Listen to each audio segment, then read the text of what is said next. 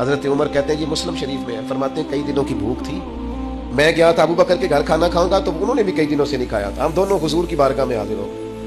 नबी करीम ने फरमाया भूख लग रही है तुम्हें? मैं हाँ।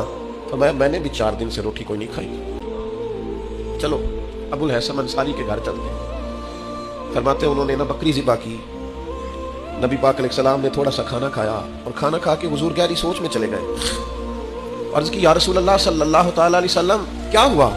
हुजूर फरमाने लगे सोच रहा हूँ ये खाया है इसका हिसाब भी तो देना है ना। तो हजरत उमर फारूक कहते हैं मैं तड़प के अर्ज की हुजूर 4 दिनों के बाद अगर गोश्त मिला है तो हिसाब देना है? हुजूर ने फरमाया उमर सिर्फ वो कपड़ा जो तुम्हारा बदन छुपाए, वो छत जो तुम्हारा सर छुपाए और वो खाना जो तुम्हारी कमर सीधी रखे, उसके अलावा अल्लाह तुमसे सवाल पूछेगा, तुमने जवाब देना है।